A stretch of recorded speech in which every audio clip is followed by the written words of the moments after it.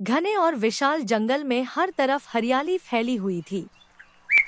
पेड़ों पर पक्षियों का मधुर संगीत गूंजता था और छोटे बड़े सभी जानवर शांति से अपना जीवन जी रहे थे।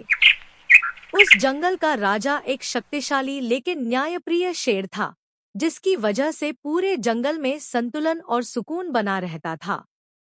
लेकिन एक दिन इस शांत जंगल में एक नया बाघ आया। शुरुआत में वह सामान्य लगा, लेकिन धीरे धीरे उसका असली स्वभाव सामने आने लगा।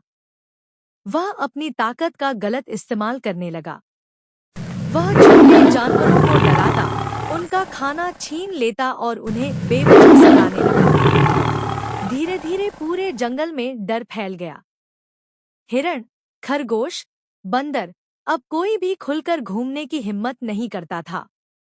एक सुबह एक छोटा सा खरगोश डरते डरते नदी के किनारे पानी पीने आया। वह बार बार चारों तरफ देख रहा था। तभी अचानक झाड़ियों में हलचल हुई और सामने आया बाघ। उसकी आंखों में घमंड था।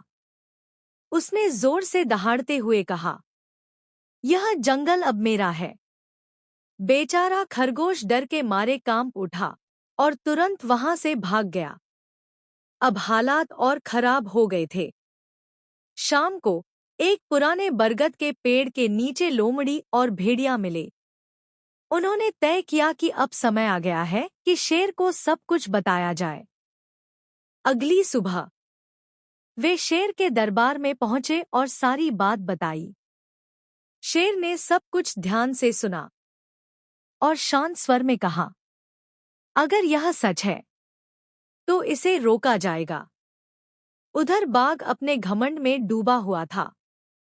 उसे लगने लगा था कि अब वही जंगल का असली राजा है। एक दिन वह एक हिरण के पीछे भाग रहा था। तभी अचानक उसके सामने शेर आ गया। दोनों आमने सामने खड़े थे। शेर ने शांत आवाज में कहा, ताकत का मतलब दूसरों को डराना नहीं, बल्कि उनकी रक्षा करना होता है। लेकिन बाघ हंस पड़ा। अब इस जंगल को नए राजा की जरूरत है। पास खड़ी लोमड़ी और भेड़िया समझ गए कि बाघ आसानी से नहीं मानेगा। तब उन्होंने शेर के साथ मिलकर एक योजना बनाई। अगले दिन लोमड़ी बाघ के पास गई और उसकी खूब तारीफ की। बाघ गर्व से भर गया। तब लोमड़ी ने कहा, अगर आप सच में सबसे ताकतवर हैं, तो सबके सामने साबित कीजिए। बाघ तुरंत मान गया।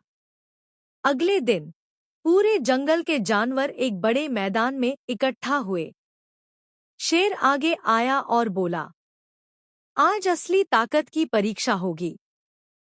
उसने बाघ की ओर देखकर कहा, तुम्हें पूरे दिन किसी को डराना नहीं है, बल्कि उनकी मदद करनी है।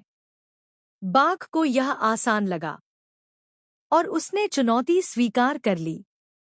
दिन की शुरुआत हुई। सबसे पहले उसे एक घायल हिरण मिला, जो कांटों में फंसा हुआ था। बाघ कुछ पल के लिए रुका। फिर धीरे धीरे उसने कांटे निकाल दिए। हिरण डर रहा था, लेकिन उसे कोई नुकसान नहीं हुआ। फिर उसे एक छोटा खरगोश मिला, जो रास्ता भटक गया था। इस बार बाघ ने नरम आवाज में कहा, डरो मत, मैं तुम्हें घर पहुंचा दूंगा। धीरे धीरे पूरा दिन गुजरता गया और बाघ ने कई जानवरों की मदद की। किसी को पानी तक पहुंचाया, किसी को खतरे से बचाया। अब जानवरों की आंखों में डर नहीं, बल्कि भरोसा था। शाम होने लगी।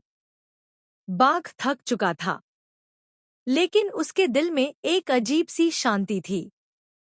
वह शेर के पास गया और बोला, आज मुझे समझ आया, असली ताकत क्या होती है। शेर मुस्कुराया और बोला, जो दूसरों की रक्षा करता है, वही सच्चा शक्तिशाली होता है। बाघ ने सिर झुका लिया और उस दिन के बाद वह बदल गया। अब वह डराने वाला नहीं, बल्कि पूरे जंगल का रक्षक बन गया। धीरे धीरे जंगल में फिर से खुशी लौट आई और सभी जानवर फिर से बिना डर के जीने लगे, क्योंकि असली ताकत डर में नहीं, बल्कि दया और रक्षा में होती है।